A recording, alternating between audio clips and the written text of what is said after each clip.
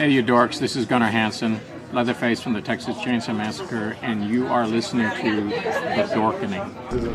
Hi, I'm Brian Johnson, and although you probably accidentally stumbled across it and have no idea why you're watching it, you are in fact watching The Dorkening. Hello, this is Tom Kenny, voice actor. The voice of the Ice King on Adventure Time. And SpongeBob SquarePants. Ah, meow. Oh, Gary the Snail, too. Hey, guess what you're filling your eye holes and ear holes with? The Dorkening! Oh, I love the Dorkening. Very popular in Ooh. And Bikini Bottom. Hi, I'm Lou Ferrigno. You're watching The Dorkening. And you know what? You don't like me when I get angry, so don't get me angry. You better keep watching The Dorkening. Hey guys, this is Felissa Rose, and you're watching The Dorkening. Hey guys, it's Courtney Palm. We're shooting Death House, and you're watching The Dorkening. This is Anthony Michael Hall, and you're watching The Dorkening. Stay tuned. My friend's going to show you what entertainment's all about, baby. The Dorkening.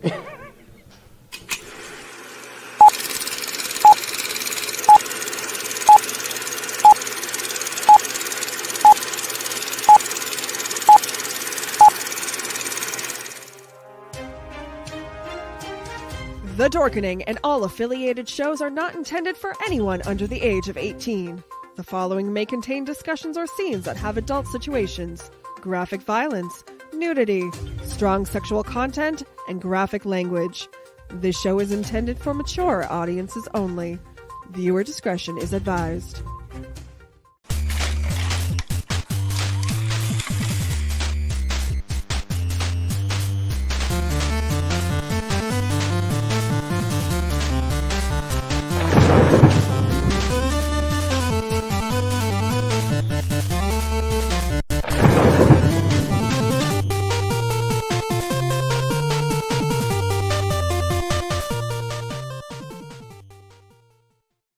Rise and shine, my sinners.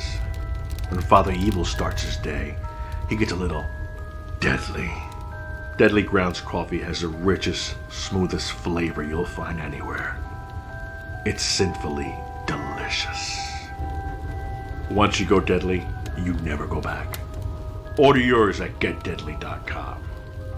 Coffee's so good, it's scary.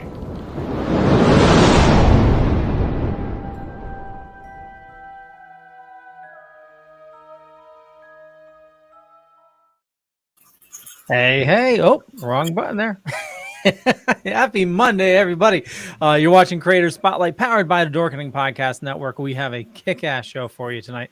It's going to be a lot of fun. But as always, my name's Leo. I'm the monkey behind the keyboard here, normally hitting the wrong buttons. And as always, Philip from Dark Discussions. How's it going, bud? Oh, you're muted, Phil. I am muted. All right. Hey, Leo, it's good to see you, and glad to be here. Yeah, glad to have you. Speaking of glad, RW, how's it going, bud? Ladies and gentlemen, tonight's guest, the Prince of Puns, the Duke of Dirty, the Master of Mirth, the Governor of Gags, the Wizard of Whoopee, the Unknown Comic!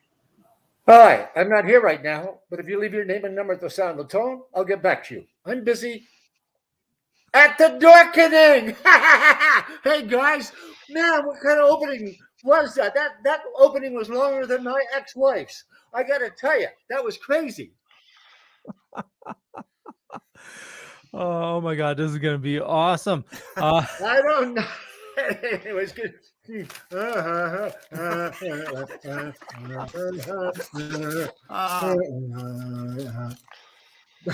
That's Gene Simmons on Viagra. Pretty crazy. It's some weird shit, huh? Hey, oh fuck! I said shit. Oh That's shit! okay. I said It's an fuck. adult-rated show, and oh my God, we got a wicked special guest. Your brother's actually here. I'm gonna get up here and bring him in. Hold on 1 second. All right, let's check him out. Oh my God, how you been? You never call me. Is that my brother Scumbag or Dirtbag? Oh, it's Douchebag. He's all wet. I can see it. I'm telling you, I'm a little drunk right now. I'm a little half in the bag. Oh yeah. Oh. Well, I've been around like over 40 years. In fact, just last week I got a facelift. Check it out. Oh my God. So yeah. Hey, this is what the unknown comic would look like if I was Jay Leno. See the long. Never mind. All right. So much for that shit. You think this is easy, huh? Okay. Anyway, enough of that. I just wanted to say hi with the bag. Ladies and gentlemen, there he is, Murray Langston, the man underneath the bag. Ain't that true? Everybody talks about George Clooney, but seriously, you take away his looks, you take away his talent, you take away his money, and what do you got? Me, Murray Langston. That's right. So I grew up in the 70s, and I watched the Gong Show for one reason, and that was to see you. And on the shows that you weren't on, I'm like, oh my God, what a ripoff. The Unknown comic wasn't on this. I want my money back. You're so saying that I watched that show waiting for you. You made me laugh so hard through my entire growing up in the 70s and 80s. And I just obviously want to thank you for that. Like, oh my God. And then when you're on Make Me Laugh, I'm like, oh my God, Murray Lang, the Unknown comic, holy smoke. So you're the reason I was always under pressure. It was you trying to entertain you. So it was your fault. Son of a gun. I'm glad that's over anyway. Oh yeah, the Gong shows were a fabulous time of my life. They came out of nowhere. I was an actor before that, mostly a comedy actor. I was on you remember the Sonny and Cher show? You remember that? Yeah. You guys know all this stuff. Yeah. I did so many series as a comedy actor back then with Sonny and Cher, with Bobby Vinton, Wolfman Jack, Lola Falana, the Hudson brothers. Yeah. What is that you're showing me? The Hudson, Sonny and Cher.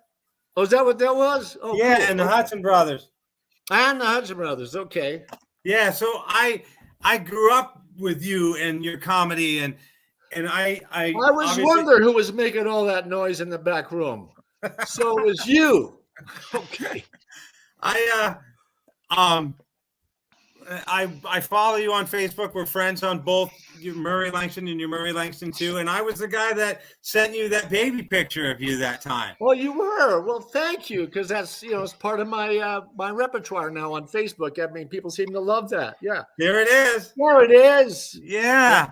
Yeah. So I'm so honored that you made me laugh all those years, and I made that baby photo for you, and you used it as your profile picture for like the last 15 or 20 years. And that, like, when I can give back to somebody like you who's given so much to me, then that's awesome. But I'm sure people have a lot of questions for you. I follow your posts every day, and every day you make everybody laugh. So thank you for that. Like, all your little funny things. I watched the Gong Show movie a couple weeks back, and the Eskimo peeing, just, oh my God, I thought I was going to wet myself. That's probably one of the funniest bits ever. Oh my gosh, that's another oldie but a goodie, man. The old Eskimo peeing joke. Yeah, I haven't done that in 100 years. I don't think I've ever. I've maybe done it a few times, but I've been retired for so long. I'm just coming out of retirement now to do a few gigs just to see if I can still do it. Because I tell you, it's not easy being a comedian. People, you try to entertain people and they just laugh at you. It's very frustrating. Now, how do you, like, your normal voice is this? Where'd you come up with the Unknown Comics voice? I think it was just the energy of the character when I first did it. I only meant to do one. I didn't know I was going to do 150 down the road. And, I still remember the first one I did. I said, "Hey, Chucky, you and your wife ever make love in the shower?" And he said, "No." I said, "Well, you should. She loves it." and what happened is Chuck loved that joke, and he came backstage running after the show, said, "Hey, you got to come back and do another thing on me." So he was very smart in that he decided that me being on the show insulting him gave him a certain amount of vulnerability, because he was always making fun of all of the acts on the show. So, that was very clever of him to do that and have me come on a regular basis and insult him and make fun of him. Oh, wow. Because that was going to be my question, is how did that come to be, because you said you went on. Now, what's this? I've seen a couple different versions of the story of why you started with the bag, but what's the true story behind that? I had a really bad complexion, and it was cheaper than Clearasil. That's the truth. Okay, that is not the truth. Okay, well, it could have been, but it wasn't. No, the truth is, as I mentioned to you, the Gong Show had already been on the air 6 months by the time I went on it.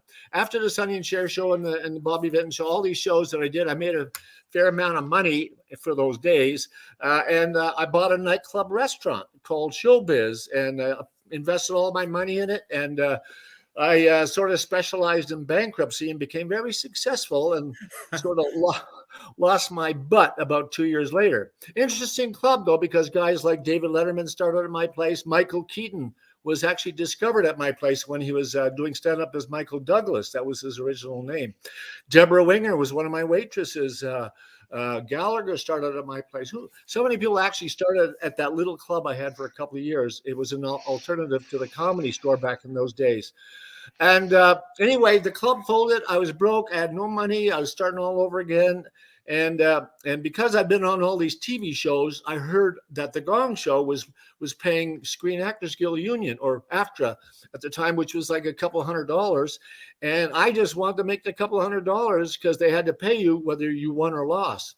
And so, so that was my goal, and is to make a few $100. And I knew the talent coordinator of the show. Her name was Ruth Goldberg, because I'd done several dating games, which was the same, production company. So I called her up and I said, I want to get on the show, but I don't want anybody to see me because I was already on all these other TV shows. And I was a little embarrassed that people would, oh, that's the guy from the Sonny and Cher show. What's wrong with him? On this idiot Gong Show. So anyway, bottom line is, she said, well, Chuck does these curtain calls where people come out and do something ridiculous, and he closes the curtain on them. He says, why don't you do that? So that's how I did the first one. But again, I only meant to do one. And I, for the couple $100, and I ended up doing 150. So you figure 150 times 200, that's over $400 weight. If I'm not mistaken. High school graduate. 14 years I went to high school. I'm no dummy. So that's the answer to that question. It was just because, show business is a roller coaster ride, ups and downs, and it's always been that way. But fortunately for me, it's all been good. But even the downs have been good as well as the ups. Doesn't mean I do drugs, no downs, no uppers, but the ups and downs were always good for me. So I read that you were at the Comedy Store the day it opened. I was there the day it opened. That's absolutely true. That's when three guys, Rudy DeLuca, Sammy Shore, and Tony, Rudy DeLuca, Sammy Shore, and who was the other guy that owned it? Well, they all got together and they opened this club. It was three of them. And then there was three acts there. Barry Levinson was one act. He was part of a trio. Barry Levinson and what was the other two guys' names? Oh yeah, well, Rudy DeLuca and I can't remember the other guy. Oh, he was from the TV series Coach. Who am I talking about? Coach, not Jerry Van Dyke, but oh yeah. What the? Oh gee. See, you guys, I'm older, and you can't remember it either. Yeah, from Poltergeist, right? Yeah. Oh, was it him? I thought it was Bill. Oh no, yeah. Come Craig on, Nelson, from the right? series Craig Coach. It was Craig T. Nelson. Yeah, Craig T. Nelson. Yeah. So Craig T. Nelson and Barry Levinson and Rudy DeLuca, they were a trio, and they appeared a bunch of shows. So they performed that night. Comic named Jackie Gale performed that night. And Sammy Shore was hogging the stage quite a bit. But overall, yes, I was there the night it opened, and it was a very interesting night. Nobody knew it was going to go more than a couple of weeks, but it went a long time, and pretty much thanks to Johnny Carson, I think. Not to Mitzi, as a lot of people thought it was. When Sammy turned over the store to Mitzi, because he didn't think it was going to go anywhere anyway, the timing was just right, because that was when the Tonight Show decided it was going to move from New York to L.A. And when they moved from New York to L.A., all of the comics of that day, the David Brenners, the Jimmy Walkers, the Steve Landesberg, they all needed a place to work out. So they all showed up at the Comedy Store. And that's why the Comedy Store became a huge success shortly thereafter. Had the Tonight Show never moved to L.A., the Comedy Store would have probably not lasted much longer than a few months. That's my guess. Sounds reasonable, doesn't it? Yes. Okay. Any other questions? I have plenty. I just want to make sure RW. Well, I want to make sure Philip, if he has something, because I'll ask question after question. Because, like I say, you just made me laugh so hard growing up, and that's why I wanted to get you on the show.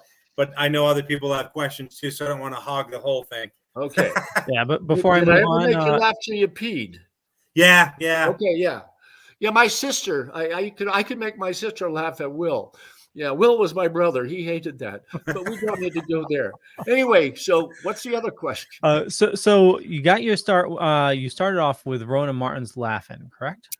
Yeah, actually, I was a computer operator during that period. I got out of the military, and the fork. Yes, thank you for serving, by the way. I was in the Canadian Army and the United States Navy on a carrier for 3.5 years. Yeah, but how did you know I was a waiter? Yes, I served most of the officers. No, I'm kidding. Anyway, I was in the military. 4 years in the Girl Scouts, broke a nail twice. No, that's not true either. Okay, so when I got out of the military, I wanted to be in show business, but I didn't know what to do. So I managed to land a job at Universal Studios in the computer department. But we're going back to ancient history. That's when they had collators and sorters and cards and all that shit. So I was a young guy, 21 years old, and that was my job. I got this job. I was at Universal, but I was working in the basement of a commissary. But I'd walk around the studio on my break and see, John Wayne or Elvis Presley, all the different people shooting movies in those days. It was quite exciting for me. And what happened, as I said, I didn't know how to get into show business. I got to get into show business. I don't know how to do it. I just got out of the military. How do you do this thing? Then Tiny Tim made it big. You remember Tiny Tim? All of a sudden, he was a phenomenon. And I'm in the computer room going, God, if he can make it singing this stupid song, there must be a way I can get into show business too. So what I did, being totally naive, is I called up NBC and I asked if I could speak to the producer of Laugh-In. I didn't know you're supposed to go through agents. Somehow the producer, George Slaughter, gets on the phone and says, yeah, may I help you? And I said, oh, hi, are you the producer? He said, yeah. I said, I'd like to get on that Laugh-In. And he said, okay, what do you do? And for some reason, I was working on these weird impressions. And I said, well, I'm working on this impression of a fork. And I would do that to the guys at the computer room. He says, a fork. Okay, well, why don't you come down tomorrow morning at 10 and meet the writers? So, it was that easy. Oh, wow. So next morning I show up at the studio, and they had a bunch of writers, including two very popular writers at the time were Chris Beard and Alan Bly, who became subsequently big producers. So they asked me, so I'm this skinny kid, 20 years old or 21 years old. And I get up and I do this stupid impression, and nobody laughed. They said, okay, thank you. And we'll let you know. And so I go back to the computer room. I don't hear for a week or two, and I figure, well, that was a waste of time. But so anyway, all of a sudden, maybe a week and a half later, I get a phone call. I didn't even have a phone then, so I had to call the where I worked at Universal Studios, and they said, we're going to shoot you tomorrow at 1:00. Can you report to makeup at noon? So I'm going, what the heck? All of a sudden, I'm going to be another Tiny Tim, right? I figured I had it made. So this is how I actually start. So I go down to the studio on the day of taping, and I do the makeup, and I'm seeing Goldie Hawn and Ruth Buzzi and all the different people there. And Rhoda Martin introduced me. They have their whole routine written out, and he says, he said, I found a new discovery today. And he said, really, what does he do? Well, he's an impressionist. He does an impression of a fork. And the other guy, and Rowan or Martin says, well, where'd you find him? He said, what do you mean where I found him? I was having dinner. He was next to my plate, And he said, the next week he's going to come on and do a knife and stab himself with himself. They did all these jokes. So anyway, I came out and did the fork. And they did a couple other jokes for me so I was on the first show 3 times. I did a tube of toothpaste, that kind of thing, and I think it was the grandfather clock, something like. So anyway, but the fork was the main thing, and so the day it taped was a couple of weeks later, and I didn't even have a TV either. I had no phone or TV. I had to go to a friend's house to watch it, I watched this, and they introduced me, and I think this is it for me. And I go to my computer job, and my bosses say, what are you doing on TV? We want to train you to be a programmer. And they fired me. So I got fired. seriously. And because I said, well, I want to be in show business. I'm doing my job. Anyway, the bottom line is I was fired and from my computer job and no other offers. I'm walking around the street going like this, hoping people will recognize me. Nobody's recognizing me. So it did absolutely nothing for me. And I took an ad in the paper, in the Variety. I remember you've heard of Mac the Knife, watch Murray the Fork on Laughing, but it did absolutely nothing. And I didn't get another job for a couple of years later, while I was doing these other odd jobs. I think I was painting houses, something like that. Yeah.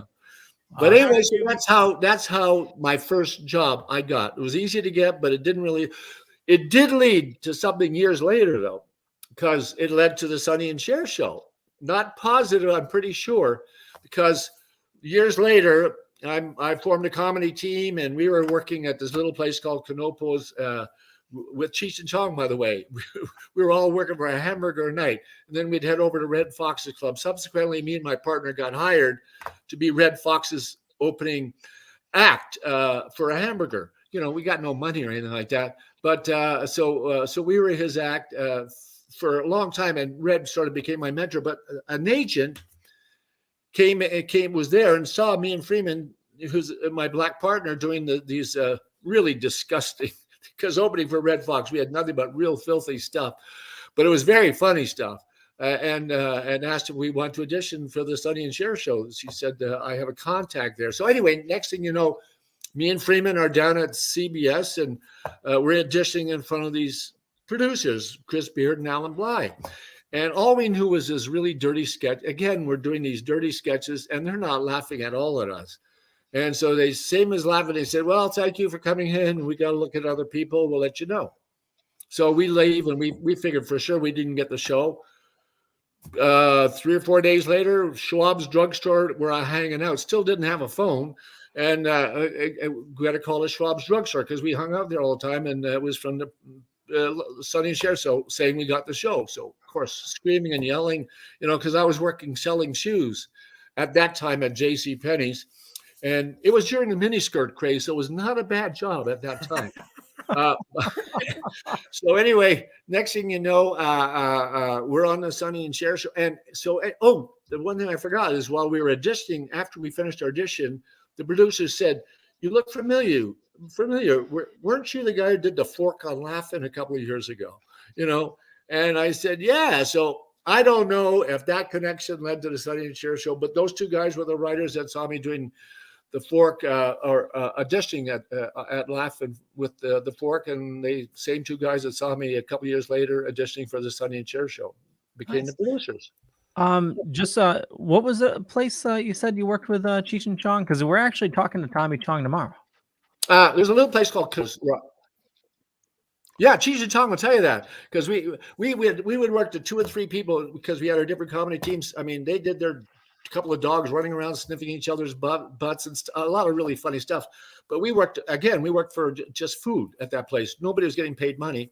And it's funny because, last time actually Cheech called me, it was probably about a year and a half ago, out of the blue from a golf course with Bob Einstein, him and Bob Einstein. So it was right before Bob died.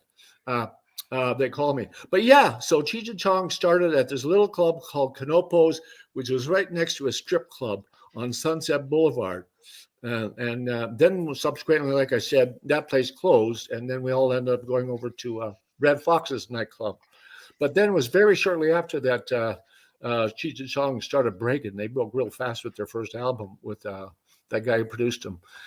Anyway, yeah, so and it's interesting because Cheech his dad was a cop, and Tommy Chong was also Canadian, like I'm from Canada originally. So that was all interesting, those early days.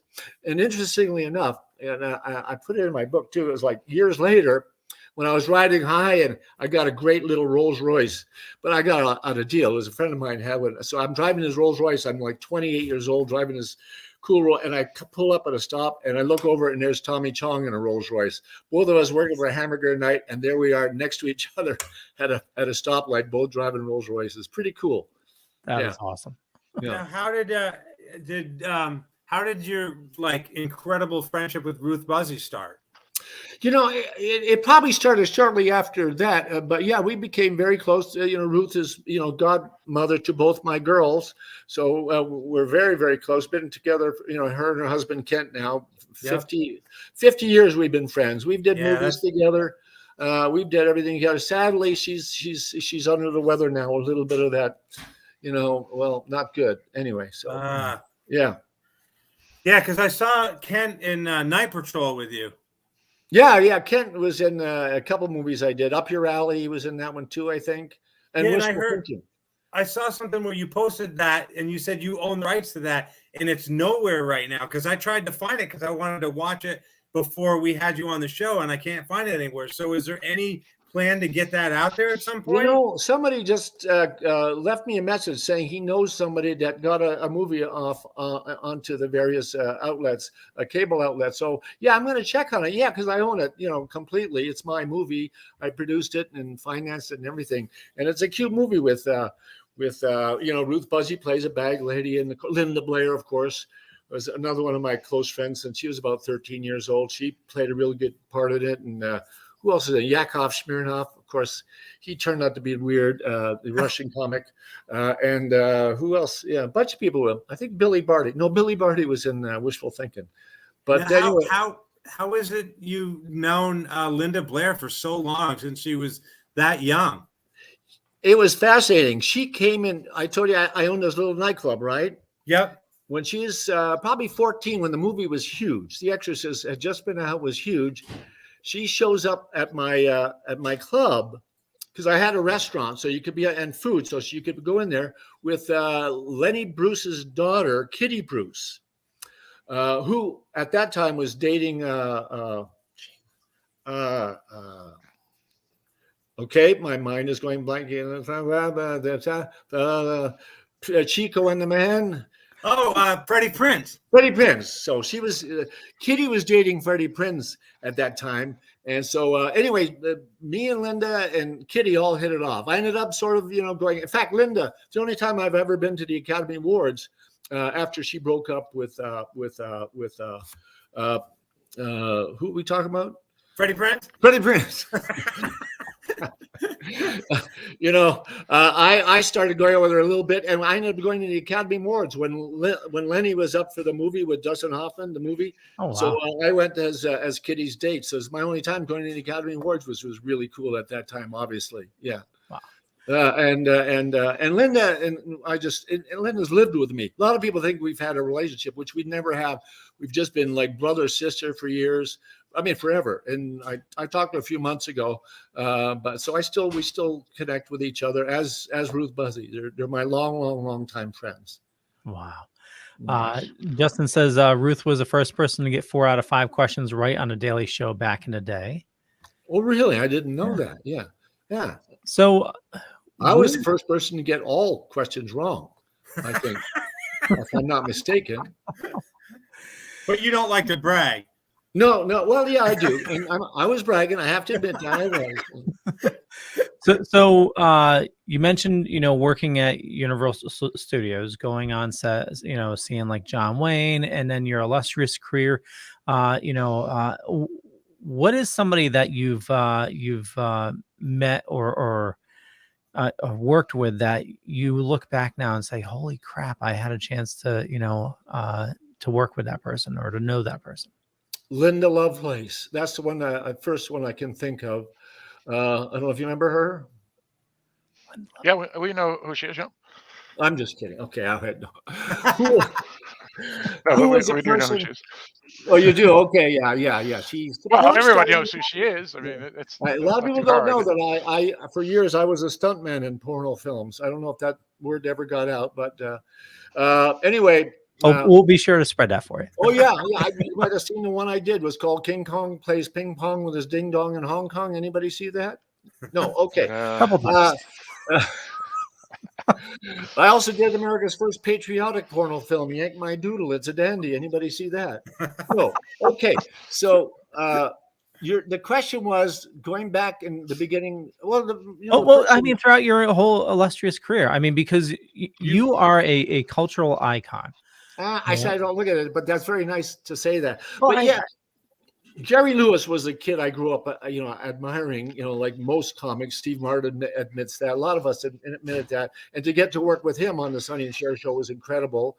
Also, because he guested, I think at least 3 or 4 times. He became a yearly guest. And I became sort of, not friends, but we got to hang out a few times. He invited me to do the telethon. And when I came out, he had the whole audience with bags over their heads and the whole crew with bags over their heads. And one of the most exciting times was when he came in Vegas. I was working at the Sahara in the lounge, and he was in the main room. And he came down to my show, and I heard he was going to come to my show, and I freaked out. Jerry Lewis is coming to see me perform, and about 3 or 4 minutes into my show, I'm the unknown comic doing my thing, and I see him and his entourage coming. They took a booth in the back. And my energy just went crazy, and I did a great show that night. And you got a standing ovation and everything. And I pulled a thing on Jerry, which he ended up, I introduced Jerry Lewis at the end of my show, saying, I can't believe it. A guy that I grew up, saw every one of his movies. I love him, and blah, blah, this. And he's here tonight, Jerry Lewis, right? And so he stands up, and I run over, and my brain was going crazy because my piano player, I had a piano player and a drummer back then, kept a camera backstage. So I said, Jerry, any chance I can get a picture? And he said, well, yeah, of course. So I said, yeah, Steve, get the camera backstage. And he ran to get the camera, brought it out. And I gave the camera to Jerry, and I put my arm around the piano player. And the audience went crazy, and he took the picture. And I heard he started doing that in his own act after that. But I was the first one to do that to him, and so that was pretty funny bit that I pulled on him, which my keyboard player, Steve Tolman, can attest to 100 years ago. So that was funny. So was that sort of the question you were asking? Yeah, exactly. Yeah. Yeah, because I got to work with so many people back in the day. Jim Carrey, his first TV show was with me. In Canada, a show called the Sex and Violence Family Hour. We did a whole bunch of sketches together before he was known. So that was all interesting. A lot of the guys that I started with, a lot of the guys that opened for me, which I mentioned, like David Spade used to open for me. Drew Carey opened for me. Ryan Stiles opened for me. Harry Anderson opened for me. All these acts that used to open for me all became huge, TV stars. And I'm still unknown. I should open for myself. No, that was great. It's really great to watch all these guys. A lot more than that used to open for me that became huge stars. Wow. I got a couple more questions, but Philip, before we run out of time, was there anything you wanted to make sure you got in? Yeah, sure. For me, you. And yes, I do wear underwear. Okay. Yes, but I know I saw what you were thinking, and I will admit magnifying underwear, but I do wear them. Wonderful. Okay. But what my question was, my question was, oh, go ahead. No, you go ahead. Okay. My question was, how was it working with Mr. Barry on the Gong Show? Were you good friends with him, and was he great to the guests? He was great to me. He was an aloof type of guy, as are a lot of people that make a lot of money. But he again, I didn't hang out with him socially, but if I ever went to New York, where he lived, I believe in Trump Towers, if I'm not mistaken. At the time, he would always invite me out to lunch and do stuff with me, and he was always cool to me. And he did that movie Confessions of a Dangerous Mind, the book he wrote, and was shot in my hometown in Montreal, as a matter of fact. That's a whole other story with George Clooney too, because they hired somebody else to play the unknown comic, and I went, "What? Why are you hiring? The guy has a bag over his head."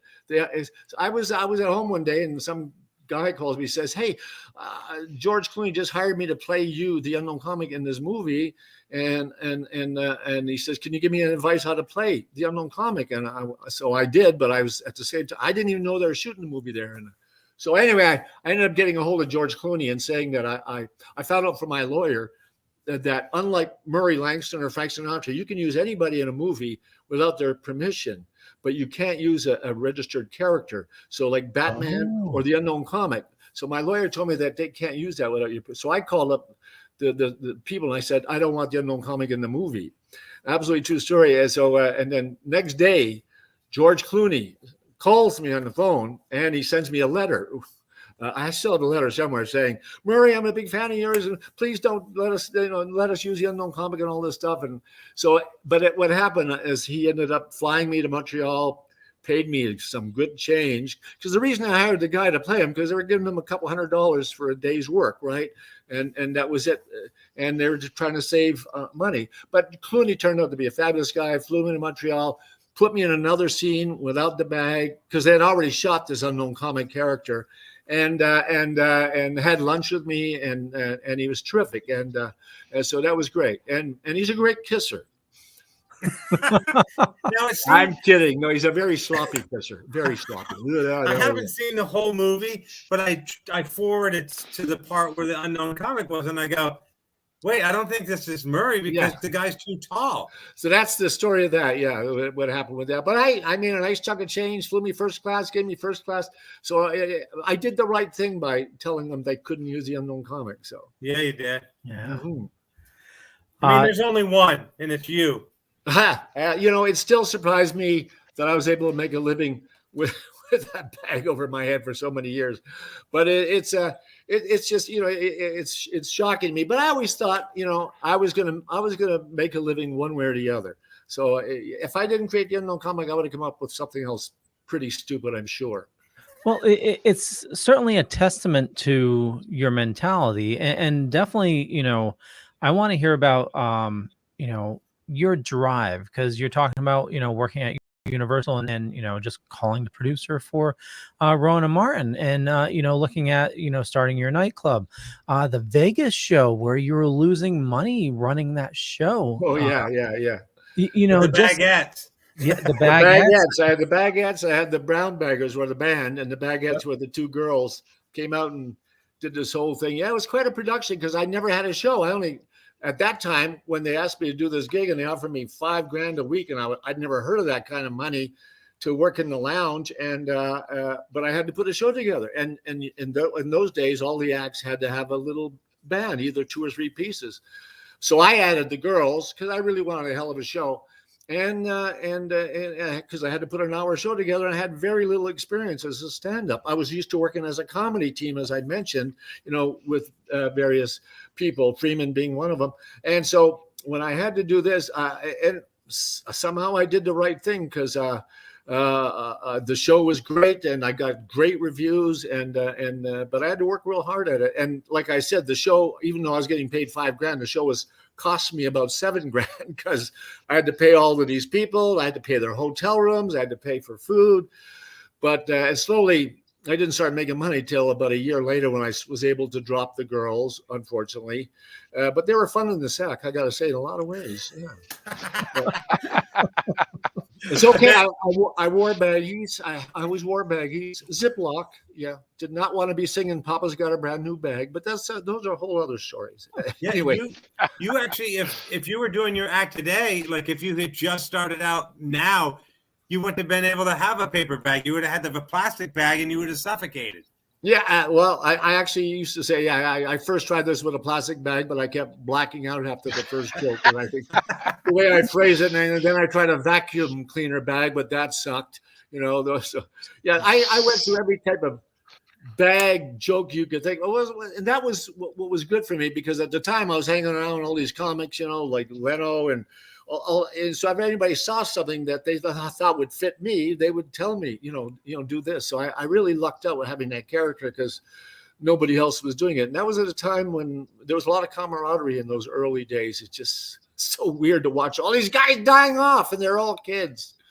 Now, so obviously it seems like back in that day, it was easier to kind of call somebody up and go, hey, I want to be on your show. And they're like, okay. Where I try that every day, and I've got like several thousand restraining orders against me right now for calling these people up. But I don't think that could happen. I don't think that would have normally happened even then. I think it was just a freak that they contacted. The operator probably made the mistake that answered the phone. I still like to speak to the producer of Laugh-In, and they probably didn't think that I was an act calling up to be on the show. So I'm going to guess it was just the operator who made a mistake, and Slaughter was probably, what? But when I said I'm doing this impression of a fork, it triggered him, and he said, "Come on down." Well, back when Night Court was on, and you had mentioned Harry Anderson, Yeah. A couple weeks. So there was this, before the story happened, a couple weeks before, I had called William Shatner's office at Paramount and talked to William Shatner, and I told a friend of mine about that, who was a very new friend. I've only known him for like 3 days or whatever. And I go, yeah, I talked to William Shatner on the phone the other day. He's like, how'd you talk to William Shatner? I go, I called his office. He answered. I talked to him, and he's like, okay, I'm not saying I don't believe you, but like nobody can just call somebody up. And I go, you name anybody right now, I'll call him on the phone and I'll talk to him. And I thought he was going to like go, hey, sorry, I didn't mean to call you a liar, and drop it. So he goes, call Harry Anderson on the site of Night Court, on the set of Night Court. And I go, okay. So I dial NBC and I go, yeah, I need Night Court. And they go, that's stage 5. And I go, yeah, okay, thanks. So I call NBC back. I go, I need stage 5. And they go, Night Court, stage 5. And I go, is Harry Anderson still there or is he left? And they go, he's still here. And I go, I need to talk to him. And they go, who is this? And I go, it's Bill Shatner. And they went and they got Harry Anderson. They got Harry Anderson on the phone, right? Oh, and my friend's sitting there like this.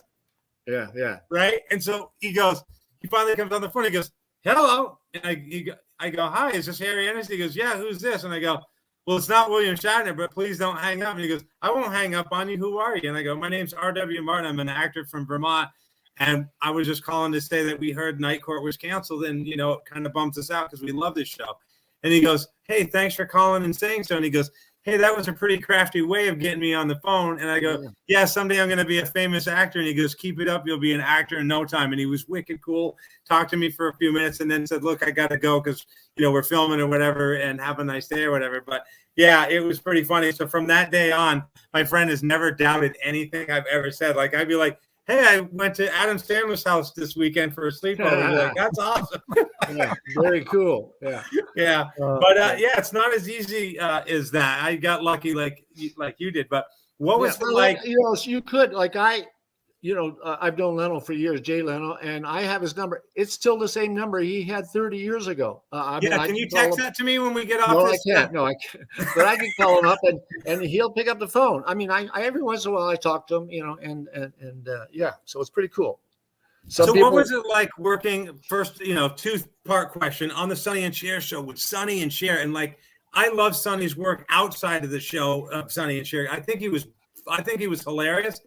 Like, he did the Love Boat and some other, you know, the Airplane 2 sequel and stuff. And I just thought he was funny. And then what was it like working on the Hudson brothers Razzle Dazzle show? And I noticed that some of the same people who worked on Sonny and Cher worked on the Hudson brothers show. And were you also like part of the creative writing process for those shows? Or did somebody else say, you're going to be in a skit with a bear, and you went, okay, and that's what you did?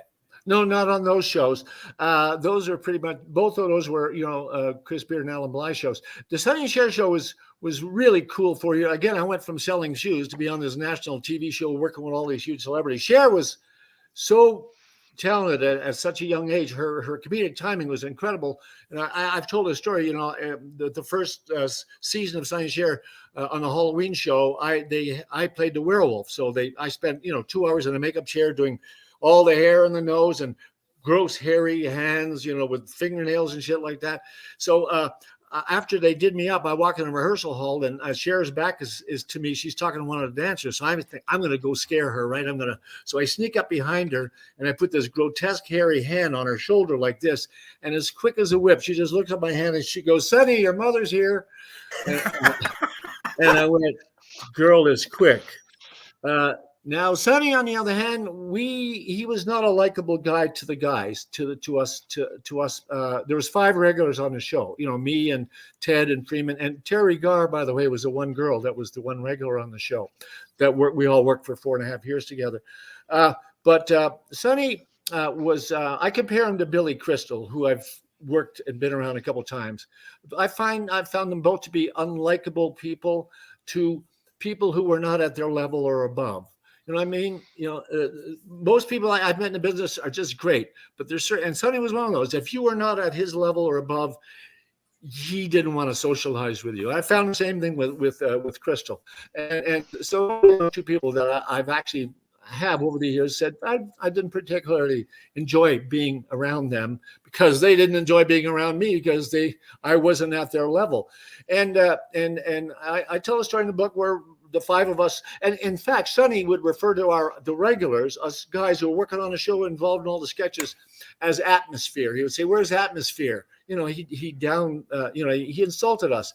So none of us really liked Sonny during those years. I heard after the show, you know, he sort of became more humble after the show, because we went with the Sonny show also, because after Sonny Cher show folded, they tried Sonny by himself. So no, I was not, and I think Cher ended up getting mad at me because I used to talk to her a lot after the show. You know, when we were working Vegas, if she was at Caesars, we'd go hang and have a drink. But when the first people called me when Sonny died, you know, I went, your typical response, "Oh, he was great," and I said I was lying. And I hated that I was lying. So when they did a bio and they called me, and I told the truth that I didn't particularly think he was that nice of a guy to work with.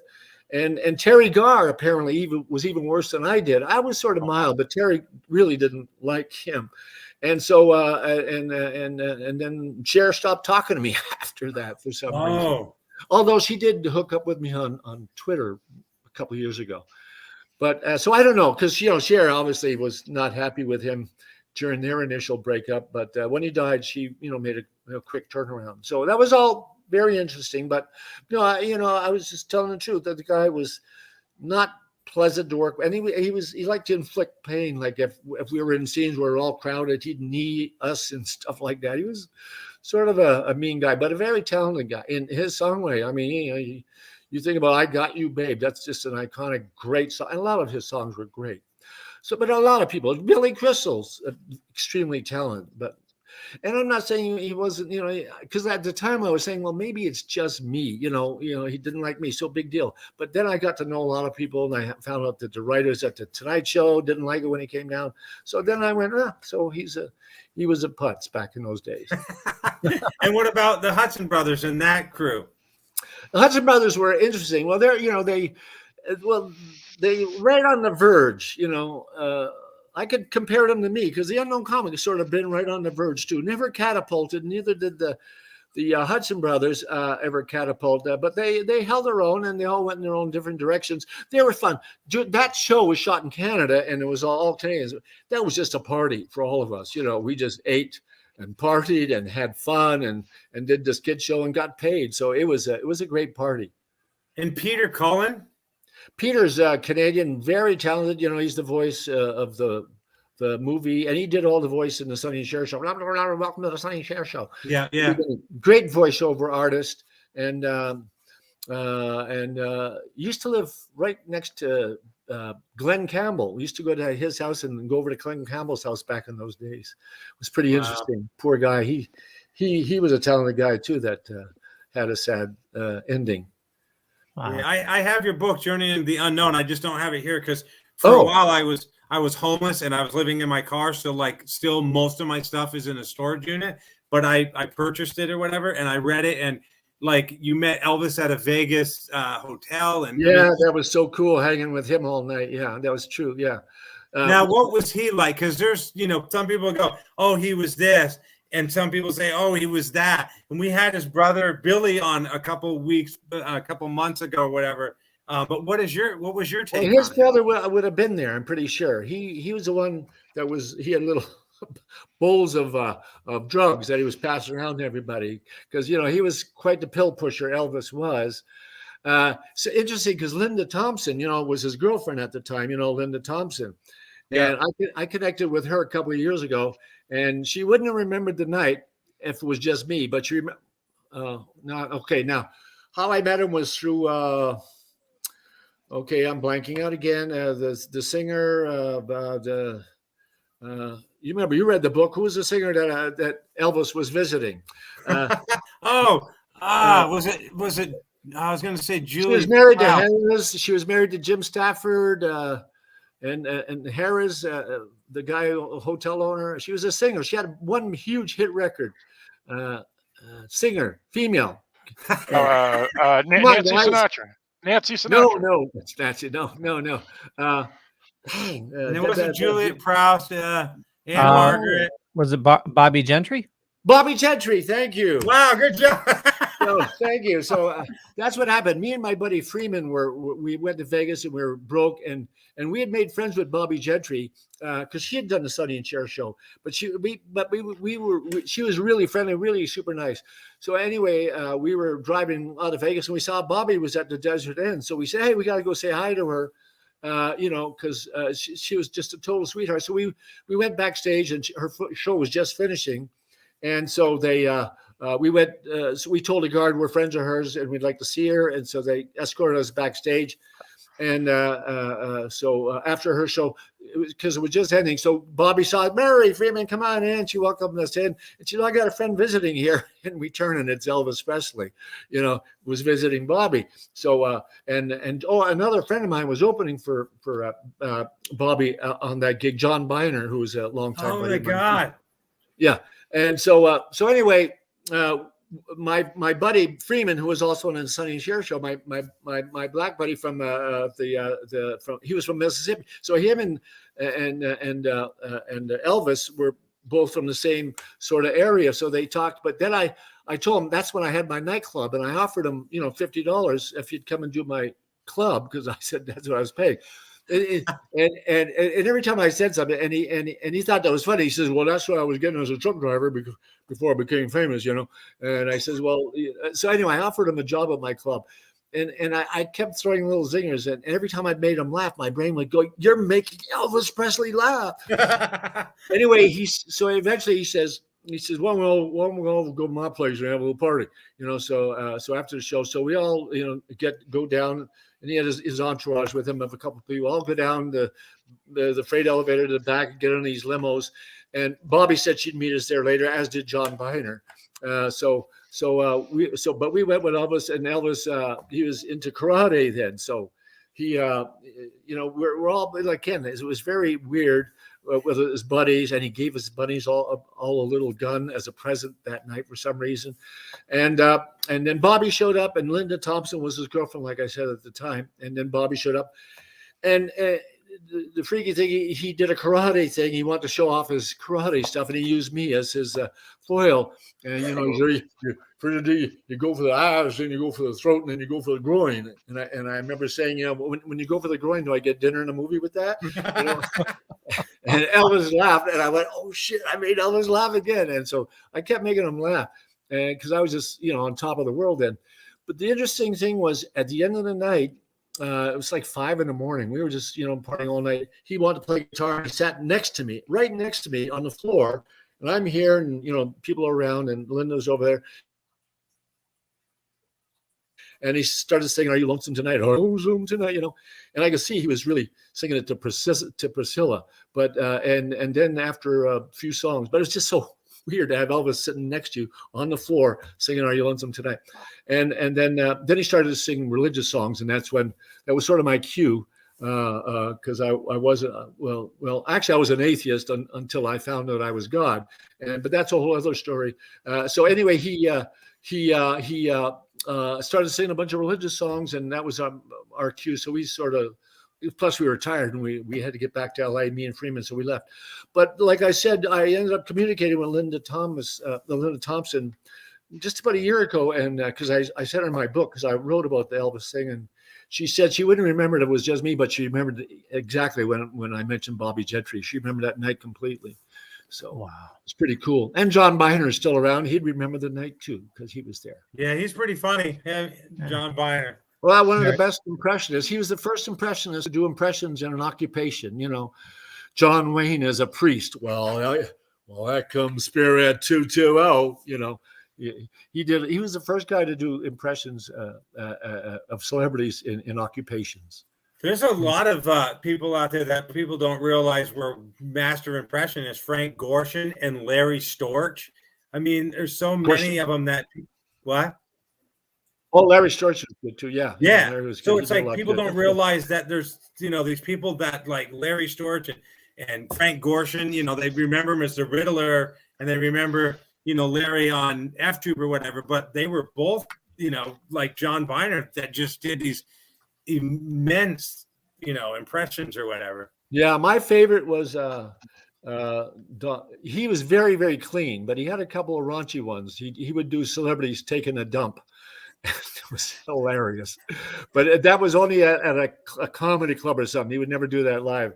Or he did Donald Duck having sex. That was hysterical too. He did some really outrageous stuff, but live he was as clean as could be. Yeah. Now, besides the fork, what other impressions do you do?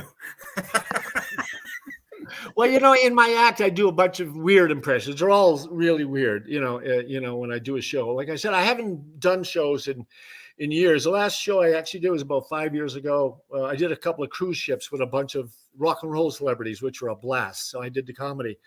I did with the Rascals and Peter Noon and nice. Association.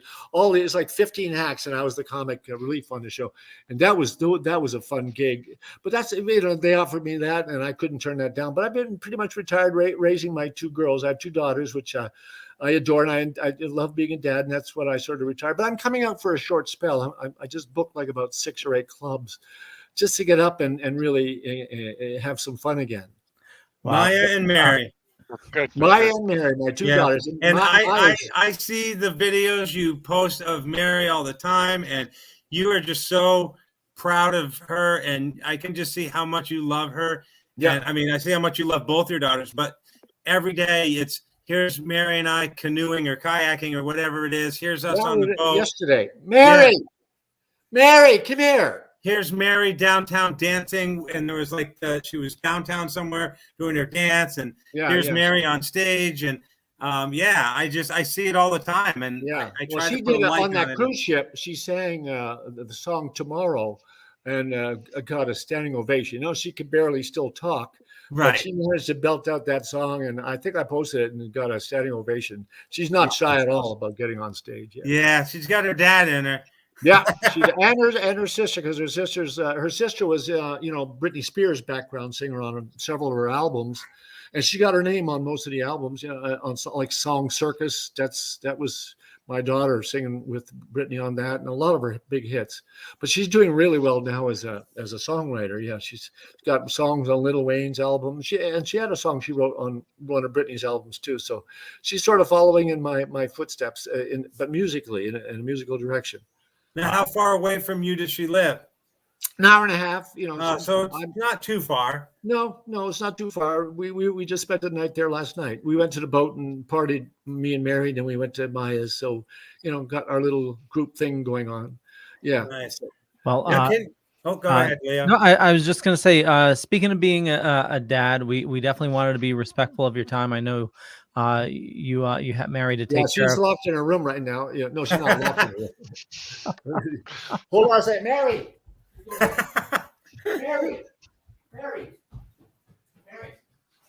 here. I want to show you something. Come here. Okay. Let's see it. Come here, Mary. Oh, I'm back. Okay. Now it's in from the motion picture Titanic. Captain, just what makes you think this ship is sinking? No, all right, not good. All right, come here, Mary. There she is. Oh, what happened to the picture? The group picture? No, you're there. All right, get over here. Say hi, everybody. Hi, Mary. Say hi, Mary. To the camera. Say hi, everybody. How are you? Hi. She's good. You want to tell them a joke? Yeah. All right, go ahead. Knock. Knock. Who's there? Who's there? Dishes. Dishes. Dishes who? Dishes I talk. Dishes the way I talk. That's awesome. Love it. Love it. You want one more? Yes. Okay, one more. Okay. Knock. Knock. Who's there? Ready. Little old lady. Little old lady who? Yodel. Look, you can yodel. Little old lady. All right, give me 5. All right, that's awesome. Okay, that's awesome. 5 minutes, okay? Nice meeting you, Mary. All right, she's off. So can you, without the bag on your head, do the voice so I can hear the voice without the bag? Because I love the unknown comic voice. Well, didn't I do it in the beginning? I think I did. No, but I'm saying without the bag. I don't know that I could because I don't know if I could. That's awesome. It sparks. Let me see. Hey, this is an uncomic. How you doing, everybody? Anyway, I'd like to start off by handing out a couple of pictures of me and then I go on like that. Hey, all right, hey, are you guys ready?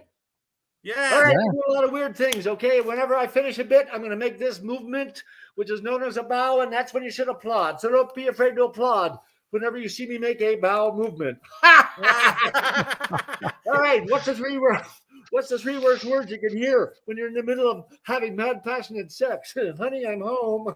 All right, when the Mexican fireman name his two kids, Jose and Jose B. All right, okay. What's the difference between broccoli and boogers? Kids don't eat broccoli. Hey, all right. Oh. All right, what's the one food that causes a woman to lose her sex drive? Wedding cake. All right. Okay. All right, why do men always ask women for their hand in marriage? Because they're tired of using their own. Hey, but I want to tell you. Anyway, that's the way it goes. But Murray, thank you you so have to much. lead up to that stuff, though. Anyway, so that's the Unknown Comics energy. Goes crazy. And I love Amazing. the little dance moves you did too. Like you were like it was amazing. Yeah. Oh yeah, Good I stuff. come out and do that wild dance and stuff like that. Yeah, it was crazy. All right. So I want to let everybody know, definitely check out Murray's book, Journey Through the Unknown. I have links in the show notes up above or down below, depending on where you're watching or listening to us. Murray, where do you like people interacting with you on social media? Facebook. Go to Facebook, Murray Langston, and you can see, just about. I have two Facebook pages and they're both almost full. You only get 5,000, so you have to add another one. But Facebook is probably the best way to reach me. I'm also on Twitter as the Unknown Comic, so you can reach me there too. Awesome. And we have all that in the show notes. RW. Before I tell you where to follow me, I just want to again say thank you for making me laugh when I needed to laugh back in the 70s and 80s. I just literally, seriously, this is why I wanted to have you on. Well, that's good.